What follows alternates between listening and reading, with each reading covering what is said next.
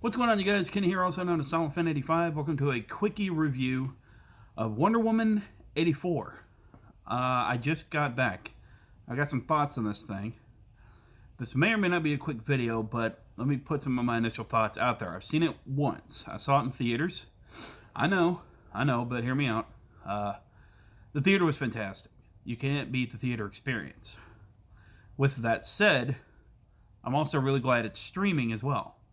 I know there's a lot of debate about that, but it gives me a chance to watch it a second time when I get home. So, and for those that don't want to go to theaters, aren't comfortable with going to theaters, I think the whole HBO Max thing is a fucking fantastic idea. But that's just one fanboy's opinion. And as long as Warner Brothers or Warner Media keeps up with their game plan for 2021, I'm looking forward to seeing more movies on HBO Max. So, either way, I'm keeping my HBO Max subscription, mainly because I'm a DC fanboy. Let me say that straight out. But let me go and get to the movie.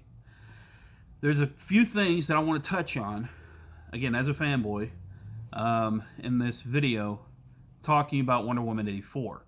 And forgive my setup before I get into any of this, because my computer has been currently relocated over to my folks.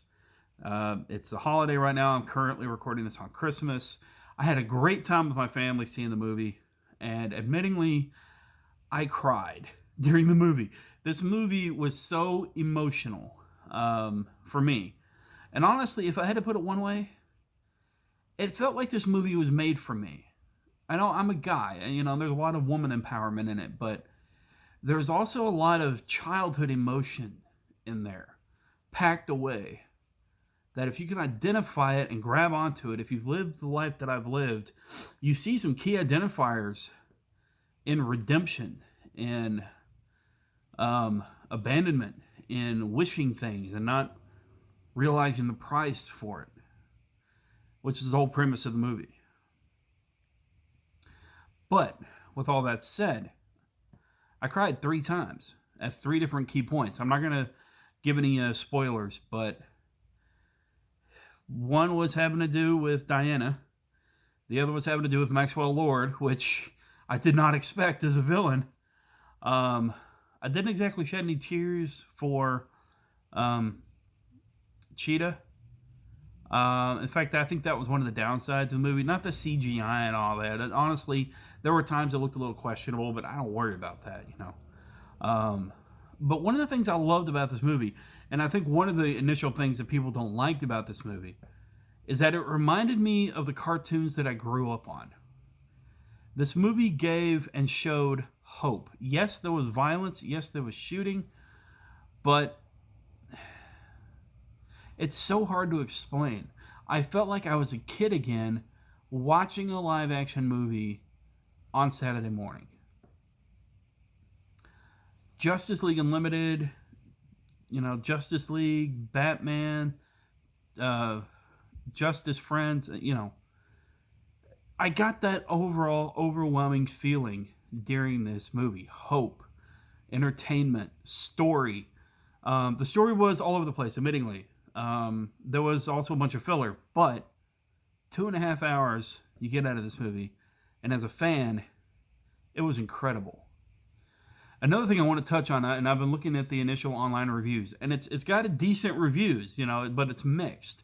People are divided on it.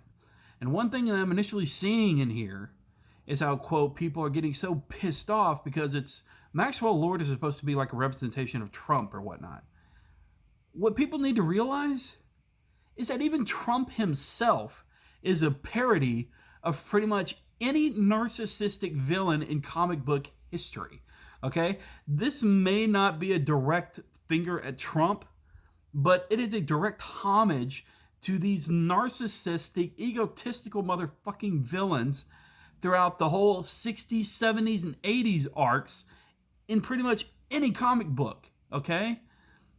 That's exactly what it was. There were a few nods towards Trump, I'll give you that. But a lot of people are talking shit about the movie because they see Trump and Maxwell Lord. Or is it that Maxwell Lord is in Trump? Or is it that Trump, again, is just a parody of any egotistical villain that you grew up watching if you were into comic books or even action cartoons? Think about it, really. I mean, is it really a movie parodying a real life situation, or does real life parody these comical situations from time to time? You know? In and of itself, Trump is a character. And there's a lot to be said there, but just keep that in mind if you're watching the movie. I've seen a lot of people getting pissed off on it and how it does become political. There is some politics in the movie, granted, but again, it's nothing that hasn't been in the comics for years. For years, speaking messages of hope, of understanding, of looking for people for who they are, realizing the ramifications of going and being greedy, you know? This was a movie that, in my opinion, Patty Jenkins built from the ground up. Her and Gal Gadot, actually, and a couple other people, built from the ground up to inspire people, to get them to feel, but also to give them some comic book action as well. And they did just that, in my opinion. It's such a great movie. Now, if I had to score it, 8 out of 10. Mainly because, like I said earlier, the movie was a little mixed up at points. Small things here and there. Some of the audio, I think, could have been a little bit better, but the soundtrack is fucking epic. The action sequences were great. Some of the scenes you see Diana running, it's weird. They work in a weird way because it's like you're watching one of the old Linda Carter episodes, and she's like in front of a screen running. But I think that's what they were going for. I think it was supposed to give that in a way. So I don't really discount for that a whole lot. Younger Diana was a treat. I mean, that's a fantastic young actress. The opening of the movie was fantastic. I loved it. Very epic too. But overall, the movie was just great. I had such a great feeling, such a great time watching it. Unfortunately, members of my family, they loved the first one, but the second one, I don't know. Like I said, people are divided. But as a fanboy, it was awesome. It was awesome. And I'm going to go watch it a second time. So, this was going to be a quick video, but it turned into 8 minutes. So, thank you guys for watching. If you watch Wonder Woman 84, let me know what you think down below. This is just one guy's opinion. But I look forward to seeing more of it. And I'm really glad to see the work that they did in this. And you can see Jeff Johns' work as well in helping create the movie, the plot, story, whatnot. Just fantastic. And I'm looking forward to more. Yeah, I'll talk about it at some other point, but this is just initial thoughts after seeing the movie for the first time. The movie came out today, and it was a very Merry Christmas. To me, this movie was something that I personally needed after this year, after everything that's happened to me personally.